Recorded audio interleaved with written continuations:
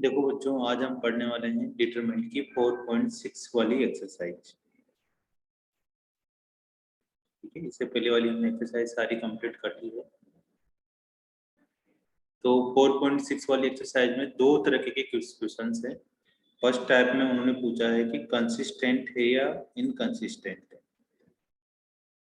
Consistent and inconsistent में चीजें पूछी गई है कि कौन सा कंसिस्टेंट होगा, कौन सा इनकंसिस्टेंट होगा। सेकेंड मेथड में उन्होंने पूछा है कि एक्स वाई जेड की वैल्यू फाइंड करनी है using matrix method. Using matrix method.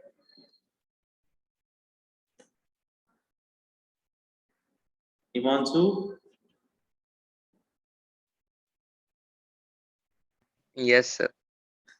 आज हम दोनों ही हैं। तो तूने पढ़ रखा है पहले मैट्रिक्स वाला चैप्टर, ये बता, डिटरमिनेंट वाला। एड जॉइंट वगैरह आता है कुछ? कल भी नहीं था।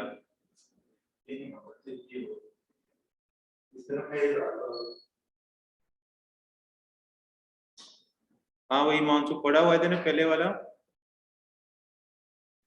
नहीं पढ़ा हुआ? क्या सर? ये मैट्रिक्स पढ़ रखा है तेने पहले थोड़ा बहुत? पढ़ा था सर, पहले क्लास लाई थी। अच्छा, लवप्रीत बाबू तुमने? Yes sir. चलो पढ़ लो फिर ना। वैसे तो उम्मीद तो नहीं थी आज कोई भी आए, धीरे धीरे करके आते जा रहे हैं। ज्यादा आएंगे नहीं, 3 4 5 बच्चे ही आएंगे। तो इसमें क्या था, दो तरीके की 4.6 वाले एक्सरसाइज पढ़ने वाले हैं। इसमें तो कंसिस्टेंट और इनकंसिस्टेंट के बारे में बोला गया है, और दूसरा बोला गया है कि एक्स वाई जेड की वैल्यू फाइंड करो यूजिंग मैट्रिक्स मेथड से। ठीक है, तो पहले जो 6 क्वेश्चन है वो तो इन पे बेस है कि कंसिस्टेंसी चेक करनी है इनकी। पहले 6 क्वेश्चन में क्या चेक करना है? कंसिस्टेंसी चेक करनी है। कौन से कंसिस्टेंस होंगे, कौन से कंसिस्टेंस नहीं होंगे। तो सिंपल सा मेथड तो ये है कि जैसे पहले तो यहाँ से चीजें पढ़ते हैं कि जैसे अगर हमारे पास a1x plus b1y plus c1z is equal to d1।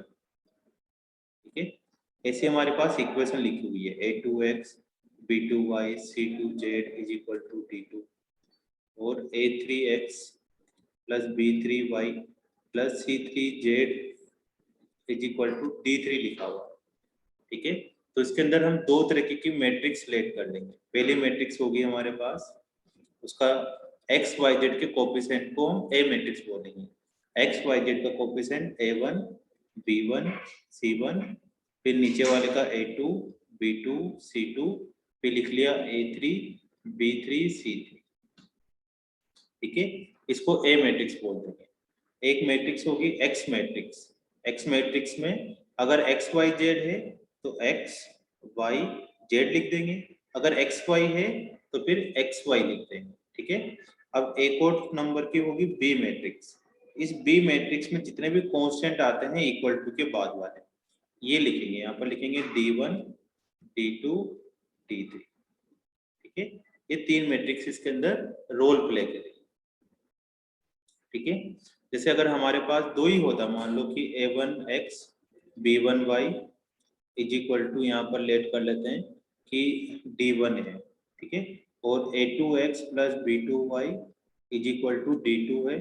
तो इसके अंदर a मैट्रिक्स क्या होगी? एक्स वाई के coefficient a1 b1 a2 b2। ठीक है, x मैट्रिक्स क्या होगी यहाँ पर? ओनली x और y, z तो है नहीं, एक्स वाई ले लेंगे। बी मैट्रिक्स क्या होगी? जो पीछे कांस्टेंट लिखे हुए हैं उसको बी मैट्रिक्स बोल देंगे। तो हो जाएगा d1 d1 d2। ठीक है, अब हमें क्या करना है ना, अभी क्वेश्चन से भी लेंगे धीरे धीरे करके। एक तो ये चीज इसके अंदर तुम्हें पता होनी चाहिए कि किसको ए, किसको एक्स, किसको बी लेना है। दूसरी चीज में क्या करना है हमारे पास कि इसको इस फॉर्म में कन्वर्ट करना है। A x is equal to B लिखना है, a x is equal to B लिखना है। ठीक है, बस रिप्रेजेंट करना है। एक्स मतलब ए मैट्रिक्स यहाँ लिख देंगे, एक्स मैट्रिक्स यहाँ लिख देंगे, और बी मैट्रिक्स यहाँ लिख देंगे। ठीक है, अब कंसिस्टेंसी में क्या चीज चेक करनी है कि जो ए मैट्रिक्स आता है उसका डिटरमिनेंट निकालना। ए मैट्रिक्स का डिटरमिनेंट निकालना। अगर ए मैट्रिक्स का डिटरमिनेंट हमारे पास क्या हो जाता है, नॉट इक्वल टू 0 हो जाए, इसको बोलते हैं कंसिस्टेंट। चाहे वो 2 इंटू 2 की मैट्रिक्स हो, चाहे 3 इंटू 3 की मैट्रिक्स हो, ठीक है, तो उसको बोल देंगे कंसिस्टेंट। लेकिन अगर डिटरमिनेंट ए की वैल्यू 0 हो जाती है तो उसको बोलेंगे हम लोग इनकंसिस्टेंट। उसको क्या बोलेंगे हम लोग, इनकंसिस्टेंट। ठीक है, तो पहले जो 6 क्वेश्चन है उनमें बस तुम्हें यही चेक करना है कि कौन सा कंसिस्टेंट होगा और कौन सा इनकंसिस्टेंट होगा। ठीक है, इसको लिख लो तुम लोग, तब तक मैं क्वेश्चन लिखता हूँ यहाँ पे तुम्हारे लिए। अगर ए नॉट इक्वल टू 0 है तब तो इनकंसिस्टेंट है, और इक्वल टू 0 है तो इनकंसिस्टेंट हो जाएगा। ठीक है बच्चों, यस सर। कर लिया नोट?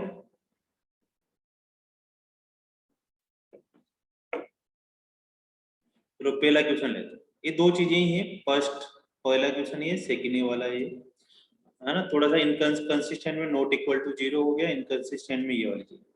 इनकंसिस्टेंट में तुम्हें एक चीज और दिखानी पड़ती है कि अगर ये नॉट इक्वल टू 0 हो जाता है तो तुम्हें एक चीज और दिखानी पड़ेगी इसमें, adjoint of A into matrix B किसके इक्वल नहीं होनी चाहिए, 0 के इक्वल नहीं होनी चाहिए, जो हमेशा यही आने वाला है। ठीक है, दिखाओ या ना दिखाओ कुछ फर्क नहीं पड़ता, लेकिन सीबीएसई में दिखा रखा है तो अपन भी इस चीज को दिखा देंगे कि adjoint of B not equal to 0 आना चाहिए। अब एडजॉइंट ऑफ मैट्रिक्स क्या होती है, ये तुमने पुरानी वाली क्लासों में पढ़ा होगा, कोफैक्टर से मिलकर बनती है, उसको एडजॉइंट मैट्रिक्स बोलते हैं। तो चलो पहला क्वेश्चन नोट करते हैं। फर्स्ट क्वेश्चन है x plus y is equal to 2 और 2x plus y is equal to 3। x plus y, x plus 2y is equal to 2, और दूसरा है 2x plus 3y is equal to 3।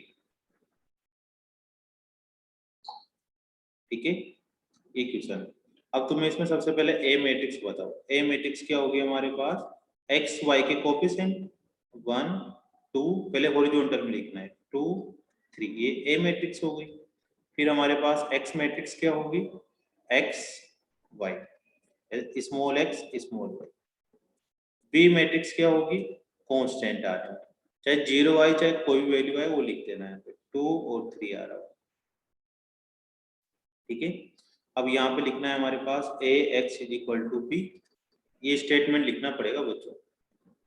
और ए की जगह तुम्हें यहाँ पे लिखना है 1 2 2 3, एक्स की जगह लिखना है एक्स वाई, और बी की जगह लिखना है तुम्हें 2 3।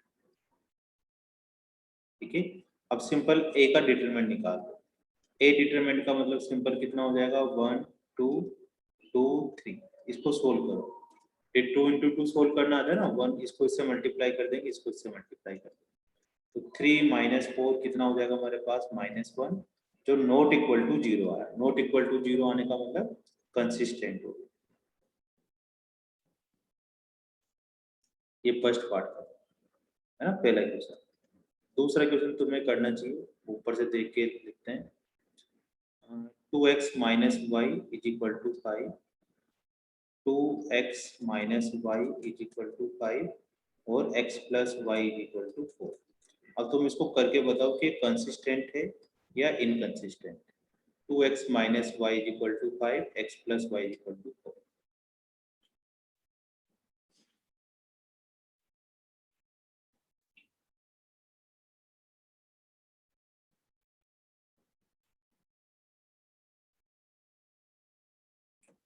करो बच्चों, ए निकालो है ना, बी निकालो।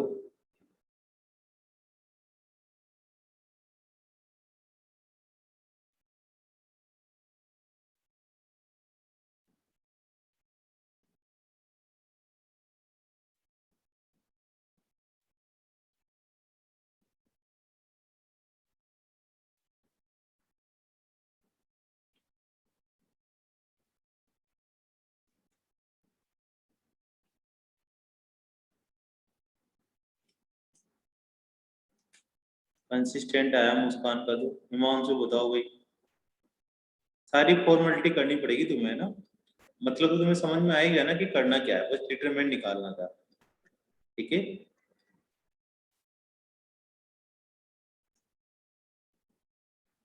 एक्स क्या था हमारे पास, एक्स। ठीक है, तो यहाँ पर a x is equal to B लिखना है, ए पूरा पूरा लिखना है, 2 -1 1 1, एक्स आ जाएगा हमारे पास लॉगरिथ एक्स वाई, और बी आ जाएगा 5 4। ठीक है, तो ए का डिटरमिनेंट हो गया हमारे पास 2 -1 1 1, इसको क्रॉस मल्टीप्लाई कर दो यहाँ से, इसको यहाँ से कर दो, तो 2 इंटू 1 माइनस हमारा खुद का लगाते हैं -1 इंटू 1, तो ये आंसर आ जाएगा 3।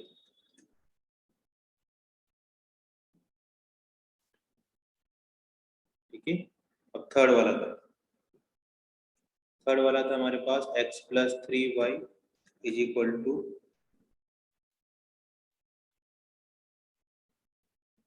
x plus 3y is equal to 5 और 2x plus 6y is equal to 8।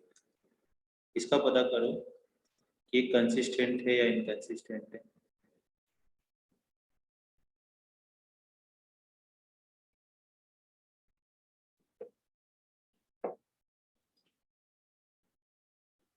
तो a हमारे पास हो गया 1 3 2 6, b हमारे पास हो गया 5 8, और हमारे पास x हो गया x 1। ठीक है, तो a x is equal to b लिख देंगे, a की जगह लिख देंगे 1 3 2 6 एक्स वाई, बी की जगह लिख देंगे 5 8। अब साइड में ले जाके ए का डिटरमिनेंट चेक करके आते हैं। ए का डिटरमिनेंट चेक करा तो 1 3 2 6 आया, क्रॉस मल्टीप्लाई कर दो, तो 6 इंटू 1 माइनस 2 इंटू 3, मतलब 6 माइनस 6 जीरो के इक्वल आता है। तो यहाँ से ही हमें पता लग रहा है कि ये क्या होगा, जीरो आने का मतलब इनकंसिस्टेंट होगा। लेकिन तुम्हें इसके साथ साथ एक और चीज दिखानी पड़ेगी कि adjoint of A into B not equal to zero आना चाहिए। जब इनकंसिस्टेंट आए तब ये चीज भी दिखानी पड़ेगी। ठीक है, तो करते हैं शुरू, कैसे करें। अब एडजॉइंट ऑफ ए कैसे निकालें, जैसे ए मैट्रिक्स तो हमारे पास है बच्चों 1 3 2 6। अब एडजॉइंट निकालने का मैंने तुम्हें मेथड सिखाया था, लेकिन अगर तुम डायरेक्ट करना चाहते हो तो यहाँ से तुम डायरेक्ट भी लिख सकते हो एडजॉइंट ऑफ ए। इसकी एक ट्रिक भी होती है कि इन दोनों को तो आपस में इंटरचेंज कर देते हैं, और यहाँ पर बस साइन चेंज कर देते हैं। माइनस, अगर प्लस के है तो माइनस के कर दो, माइनस के तो प्लस कर दो, हो जाएगा हमारे पास 6 1 -3 -2, ये होगी एडजॉइंट ऑफ मैट्रिक्स। ठीक है, अब आगे कर लो तुम लोग, एडजॉइंट ऑफ ए को क्या करना है, बी से मल्टीप्लाई करना है। ठीक है, एडजॉइंट ऑफ ए को क्या करना है, बी से मल्टीप्लाई करना है।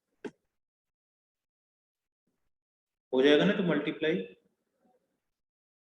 प्लस का 6, एडजॉइंट में कुछ नहीं करना होता है, इन दोनों को इंटरचेंज कर दो और माइनस से कर दो। एक थोड़ी शॉर्ट ट्रिक होती है, अदरवाइज कोफैक्टर निकाल के तुम कर ही सकते हो, है ना, इस बोर्ड में भी चल जाएगी ये, कोई दिक्कत नहीं है। बहुत सारे बच्चे पूछते हैं जैसे बोर्ड में चलेगी नहीं चलेगी। तो एडजॉइंट ऑफ ए हो गया, इंटू बी करना है, बी कितना हो जाएगा हमारे पास 5 इंटू 8। अब इन दोनों को मल्टीप्लाई कैसे करते हैं भाई लवप्रीत बाबू, इस रो को किससे मल्टीप्लाई करते हैं, कॉलम से, इन दोनों से मल्टीप्लाई करते हैं। तो 6 इंटू 5 -3 इंटू 8, और अब इस रो को किससे करेंगे, इस कॉलम से करेंगे, तो 5 इंटू -2 -1 इंटू 8। 30 में से 24 माइनस कर दो, 30 में से 24 माइनस करेंगे तो 6 आ जाएगा, -10 में माइनस करेंगे तो 18 आ जाएगा, जो किसके इक्वल नहीं आ रहा, जीरो के इक्वल, मतलब दोनों जीरो जीरो होते तब उसको जीरो के इक्वल होता। तो इस वजह से ये इनकंसिस्टेंट हो गया, यहीं से कंप्लीट हो गया मामला, तो लेकिन ये भी तुम्हें चेक करना। ठीक है, फोर्थ वाला करते हैं।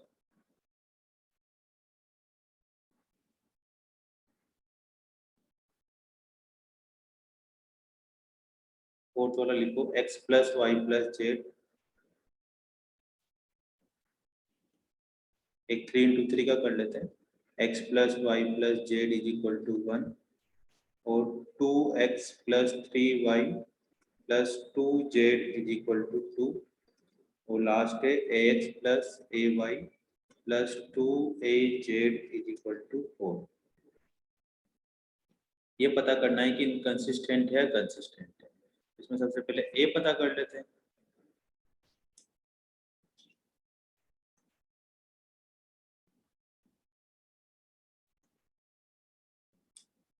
a कितना हो जाएगा हमारे पास, x y z के कोएफिशिएंट 1 1 1, फिर दूसरा 2 3 2, फिर a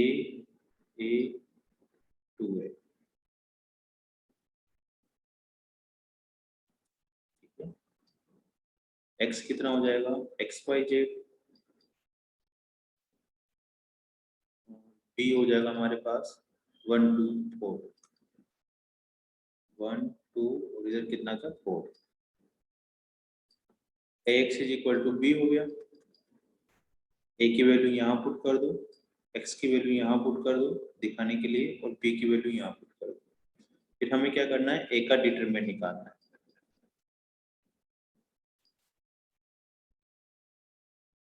तो 1 1 1 2 3 2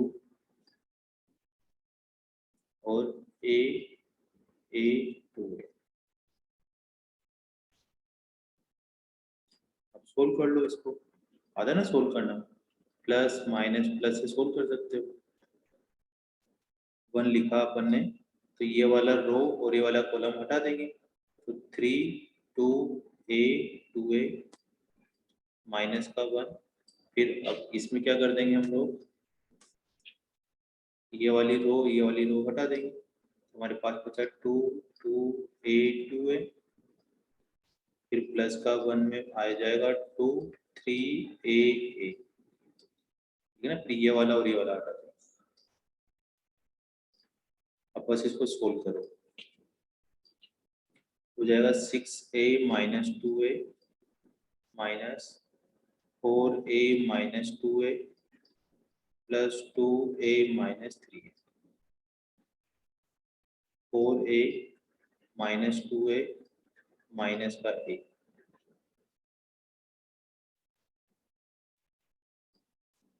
2a माइनस का a इक्वल टू मतलब a आ गया।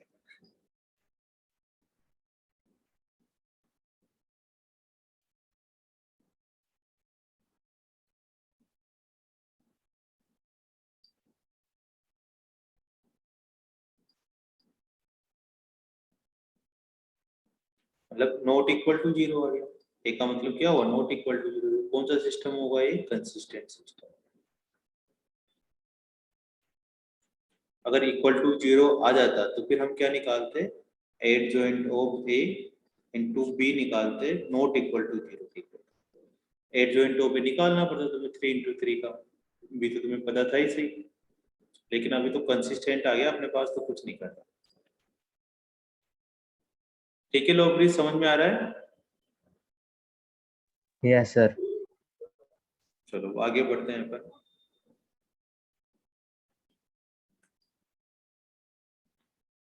है ना, 5th 6 थोड़ा कर लेना उनके जैसे ही है। अब 6 वाले में 7th वाले में करते हैं। 7th वाले में क्या करना है, solve the system of linear equation, solve the system of linear equation using matrix method. Solve the system of linear equation का मीनिंग होता है कि x y और z की वैल्यू फाइंड करनी है।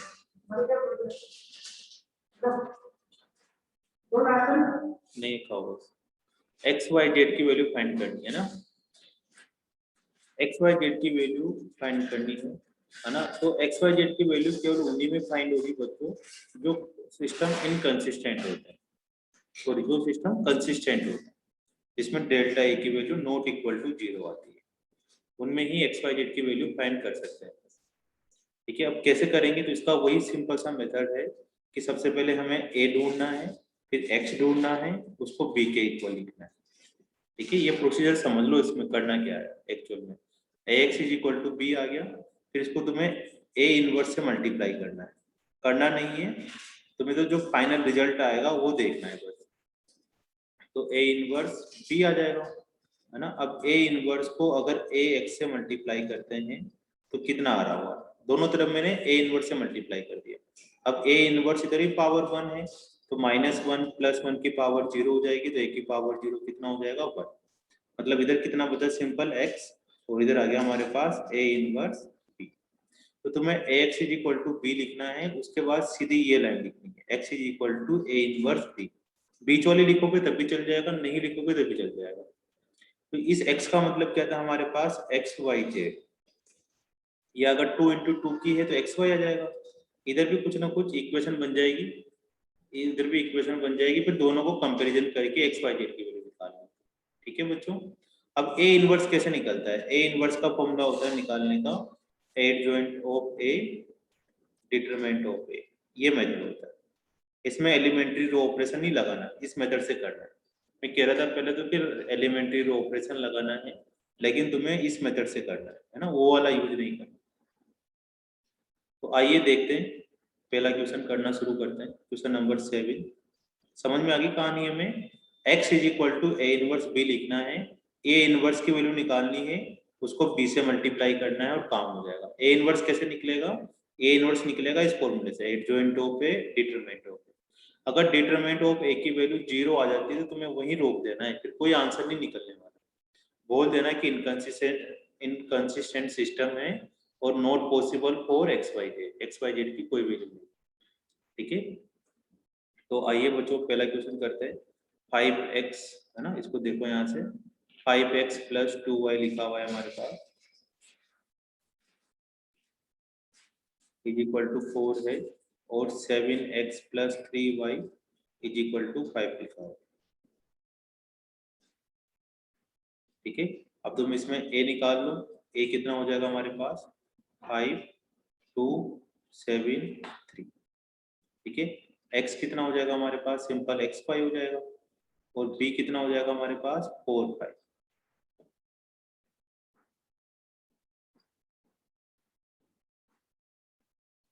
ठीक है, तो ax = b हम लिख ही देंगे, और डायरेक्ट तुम ये तो उठा सकते हो क्वेश्चन को, x = a इनवर्स b। ठीक है, ये हमारा आंसर है। लेकिन अब इसमें तुम्हें a इनवर्स निकालना है और b निकालना है। a इनवर्स का फॉर्मूला भी लिखना है साथ के साथ, क्या फॉर्मूला होगा, adjoint of a divided by mode of a, determinant of a। तो a का डिटरमिनेंट निकालते हैं, फिर एडजॉइंट भी निकालेंगे। a का डिटरमिनेंट कैसे निकालेंगे, 5 2 7 3, इन दोनों को मल्टीप्लाई कर दो, 15 - 14 = 1। जो कंसिस्टेंट आ रहा है तो इसमें XYZ की वैल्यू निकल जाएगी। अब एडजॉइंट ऑफ a कैसे निकालते हैं, 2 × 2 का मैंने सिखाया था कि इन दोनों को आपस में इंटरचेंज कर देते हैं और इन दोनों के साइन चेंज कर देते हैं। ये हो जाएगा 3 5, और इन दोनों के साइन चेंज करेंगे तो -2 - 7। ये एडजॉइंट ऑफ a निकल गया 2 × 2 का, तुम डायरेक्ट लिख सकते हो, कोई दिक्कत नहीं। अब a इनवर्स कैसे निकलेगा बच्चों, a इनवर्स निकलेगा इस फॉर्मूले में वैल्यू पुट करने से। तो एडजॉइंट ऑफ a की वैल्यू आ गई 3 -2 -7 5 divided by determinant of a। Determinant of a कितना है 1, तो 1 से डिवाइड करेंगे तो कुछ फर्क नहीं पड़ेगा। अगर कुछ और नंबर होता तो सारे नंबर उस नंबर से डिवाइड करते। तो ये आ गया 3 -2 -7 -5 +5। ठीक है, अब ये वैल्यू यहाँ पुट कर दो,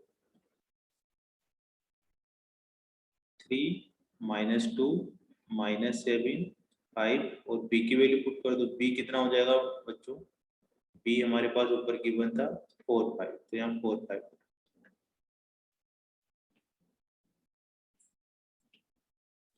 अब इस रो को इस कॉलम से मल्टीप्लाई करो, है ना। x की क्या वैल्यू आ जाएगी, xy आ जाएगी। तो रो को कॉलम से मल्टीप्लाई करेंगे तो 12 - 10, और -7 को 4 5 से करेंगे तो -28 +25। तो यहाँ से आ गया हमारे पास 2, और यहाँ से आ गया -3। तो एक्स वाई की वैल्यू आ गई, क्या जाएगी कंपैरिजन करने से, x = 2 और y = -3। इस मेथड से हमें निकालना है। देखो इसका आंसर एक्स वाई का तो अपन सिंपल एलिमिनेशन मेथड नहीं पढ़ा था तुम लोगों ने 10th क्लास में, उससे भी निकाल सकते थे। इसको 7 से मल्टीप्लाई कर दो, इसको 5 से कर दो, सोल्व करके निकाल सकते हो। एक्स वाई की वैल्यू तो निकालनी, करा क्या अपन ने, ठीक है। लेकिन इस मेथड से नहीं निकालना, एलिमिनेशन मेथड से, मैट्रिक्स मेथड से निकालना, ठीक है ना। ये तो तुम्हें चेक करने के हिसाब से है कि अगर तुम्हें दो वैल्यू उन दोनों इक्वेशन में पुट करके चेक कर सकते हो कि सही आया गलत आंसर आया, ठीक है। करो, फिर मैं तुम्हें नेक्स्ट क्वेश्चन देता हूँ 8th वाला, वो तुम्हें ट्राई करो। हिमांशु समझ में आया ये वाला कैसे करना है? Yes sir. चलो करो फिर 8th वाला।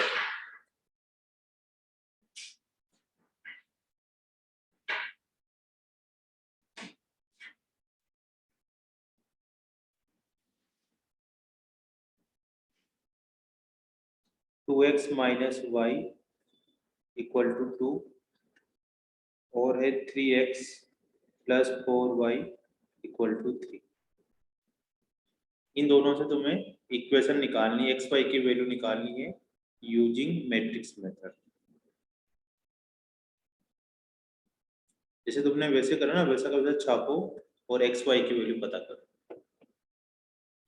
ये तुम्हारे पास आ ही जाएगा यहाँ से, 2 माइनस 1 3 4, एक्स तुम्हारे पास आ गया एक्स वाई और बी आ गया तुम्हारे पास 2 3। अब तुम a x is equal to b लिखो तब भी ठीक है, नहीं लिखो तब भी एक्स इज इक्वल टू क्या लिख सकते हो direct, A inverse is equal to B. B into A inverse नहीं निकला, A inverse is equal to B लिखना है। अब ए इनवर्स फाइंड करने का फॉर्मूला इधर लिख दो साइड में, 8 joint of A determinant of A. अब करो 16।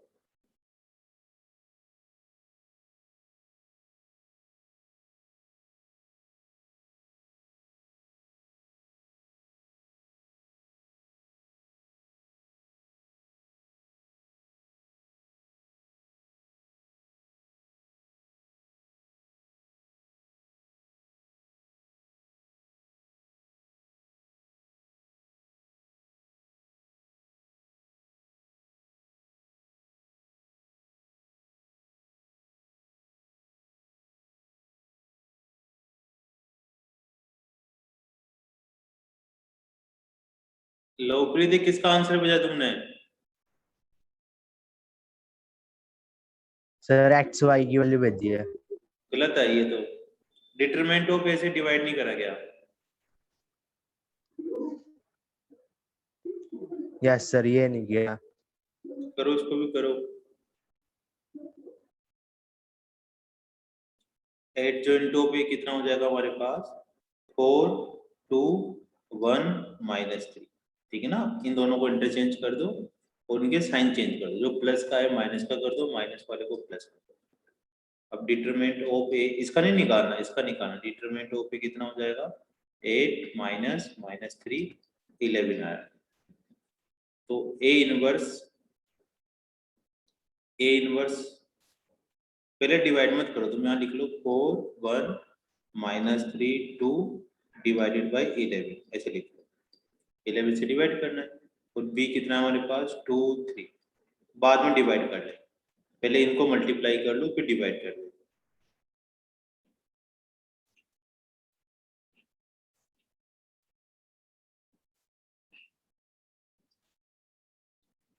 तो इस रो को इस कॉलम से मल्टीप्लाई करना,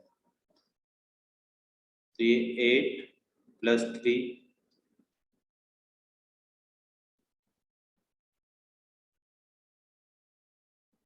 सही आया मेरे, गड़बड़ हो गया,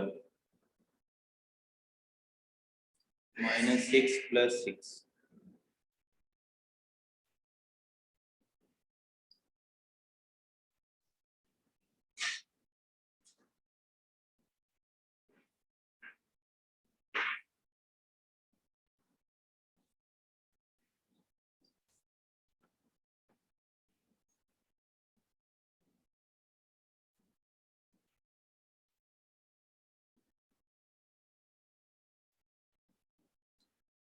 यहाँ पे गड़बड़ है कि x की वैल्यू हमने लिखी है 2, जबकि यहाँ पे आएगी -2।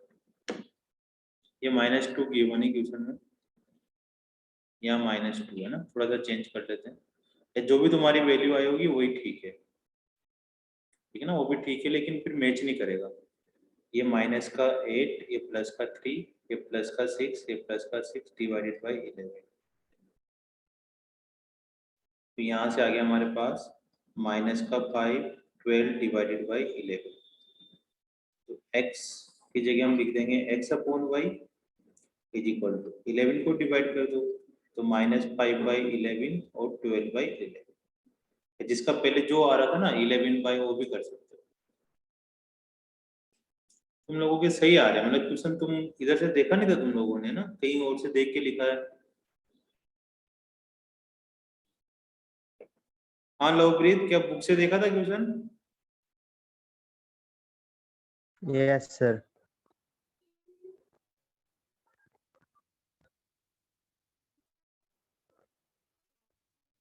चलो एक और कर लो, सारे क्वेश्चन सिमिलरली है, इसमें कोई इतनी बड़ी चीज नहीं है।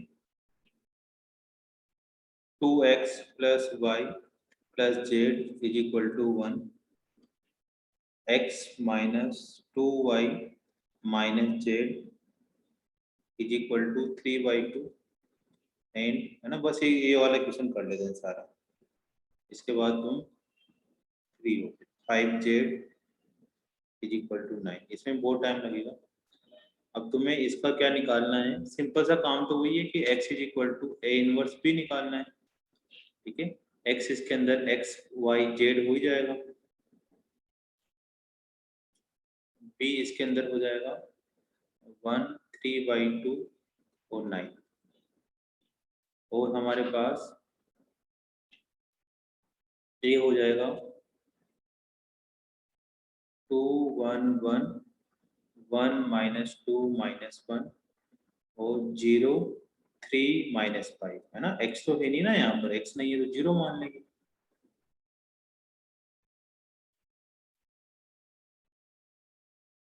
अब सबसे पहले a का डिटरमिनेंट निकालो, ठीक है ना। a इनवर्स निकालने के लिए adjoint of a divided by b determinant of a करना।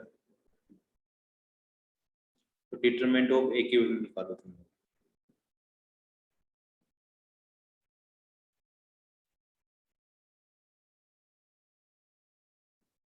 ठीक है ना। मैं एडजॉइंट ऑफ a आंसर में देख के लिख देता हूँ कि एडजॉइंट ऑफ a आने वाला है, तुम्हें निकालना पड़ेगा, वहां पे डायरेक्ट नहीं निकल सकता। वो आ रहा है 13 8 1 5 -10 3 3 -6 -5। ये एडजॉइंट ऑफ ए आएगा, इसका निकालो। वही पहले माइनर निकालने पड़ते हैं, फिर कोफैक्टर निकालना पड़ता है, फिर उसका ट्रांसपोज करना होता है।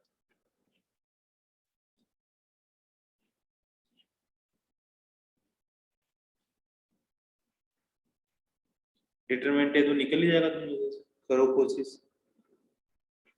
डिटरमिनेंट ऑफ ए कितना आ रहा है इसमें, 34 आ रहा है।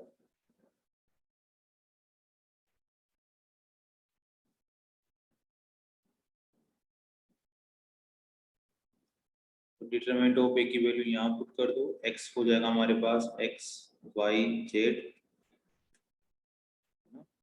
1/34 कर देंगे, एक को डिवाइड कर दिया और यहाँ पर लिख दिया अपन ने 1 5 -10 3 3 -6 -5 और b लिख दिया अपन ने 1 3/2 और 9। अब इन दोनों को बस मल्टीप्लाई करना है, इसको इससे मल्टीप्लाई करो, फिर क्या करना है, सोल्व करना है, 34 से डिवाइड करना है, फिर एक्स वाई जेड से कंपेरिजन करना है, उससे तुम्हारा आंसर आ जाएगा। कर लो तुम आराम आराम से मल्टीप्लाई।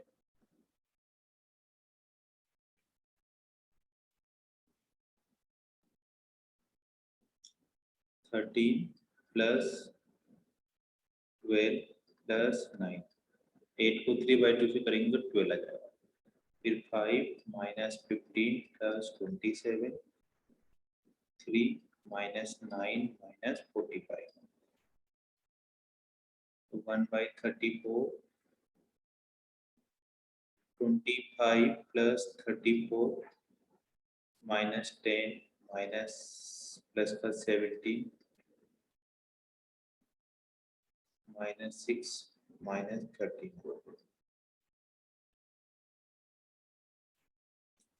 34 से डिवाइड कर दो, x बाई जेड हो जाएगा तुम्हारे पास 1/2 -39/34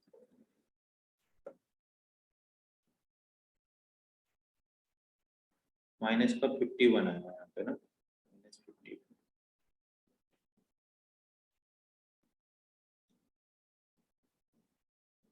काटोगे 3/2 आ जाएगा 51 में -3/2।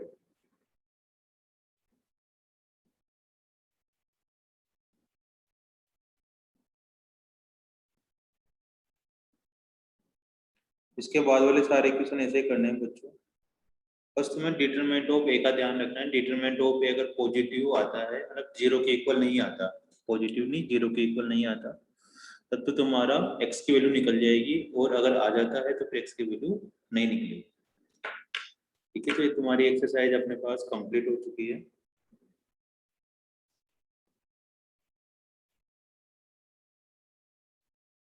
एक और क्वेश्चन है 16 वाला, वो भी कर लेते हैं, ठीक है ना, थ्योरेटिकल क्वेश्चन है, फिर दिक्कत आएगी। क्वेश्चन नंबर 16, लिखो the cost of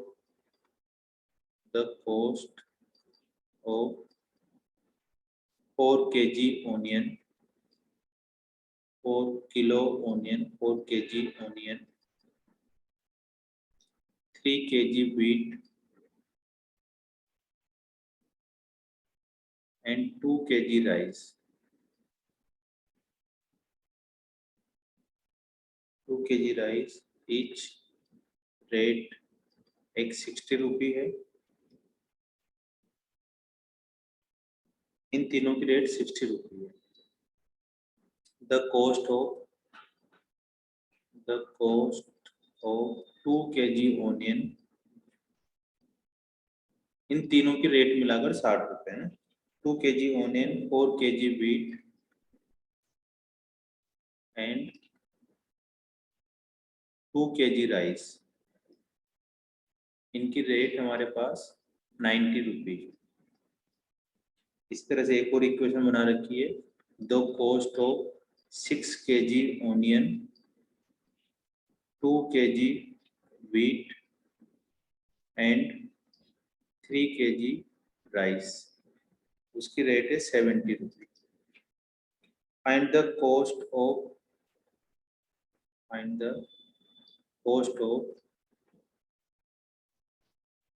each item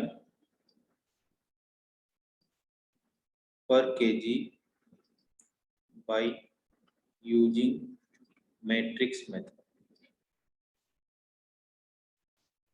तो बहुत आसान सा है, इसमें क्या करो, ऑनियन को x ले लो, व्हीट को y ले लो, और आगे तुम्हें सोल्व करना है ना। लेट ऑनियन को x ले लिया, ठीक है, व्हीट को y ले लो, और अपने पास राइस को z ले लो। तो इक्वेशन बन जाएगी 4x, पहली वाली 4x 3y 2z 2y plus 3z is equal to कितने रुपए आते हैं, 60 रुपये। ठीक है, अब फिर दूसरी आ जाएगी 2x, ये 2x 4y 2z 4y 2z, ये हो जाएगा 90 रुपीज। तीसरा हो जाएगा 6x plus 2y plus 3z is equal to 70। अब तुम्हें x y z की वैल्यू निकालनी है, तो समझ में आ गया होगा। वापस से अपन a बनाएंगे इसको देख के, फिर b बनाएंगे, फिर x बनाएंगे। x का मतलब x y z, b का मतलब कितना हो जाएगा 60 90 70, और a का मतलब तुम यहाँ से बना ही दोगे 4 2 3 2 4 2 6 2 3। इसके बाद वही क्या निकालना है, x is equal to a inverse b निकालना है और सोल्व कर देना है कुछ। ठीक है, तो तुम्हारी एक्सरसाइज कंप्लीट होगी। अब तुम मिसलेनियस के क्वेश्चंस करना और एग्जांपल ट्राई करना है ना, और कोई चीज नहीं आए तो डाउट पूछ लेना। ठीक है, मुस्कान तुम बताओ बेटा क्या पूछ रहे थे आप? वो क्वेश्चन तो मेरे को इनकम्प्लीट लगा था, तुमने भेजा था, फिर हुआ था वो बाद में? नो नहीं हुआ। उसमें ना के की वैल्यू भी आएगी वहां पर, के की वैल्यू उन्होंने कुछ नहीं बोल रखी वहां पर, सर ठीक है ना? टेस्ट में डाला हुआ था सर ने। हाँ तो सर को बोलना कि सर क्वेश्चन थोड़ा इनकम्प्लीट था, आप इसको दोबारा देखो, है ना? उनको नोटिस में डाल देना वो चीज, ठीक है ओके ना? या सर मेरे को नहीं आया आप बता दो, ऐसा कुछ करके बोलो। अगर ऐसा ना बोलो कि इनकम्प्लीट था तो सर ये वाला रिप्लाई कर दो, ठीक है? और कोई भी डाउट हो तो और भेज देना सारे, है ना? ठीक है बच्चों, फिर अपन हम मिलेंगे संडे के दिन।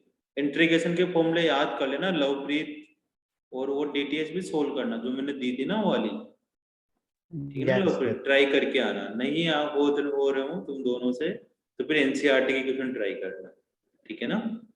और फॉर्मूले बार बार लिख Okay, sir. लिख के याद करो, काम आएंगे, जिंदगी बना देंगे तुम्हारी, ठीक है चलो।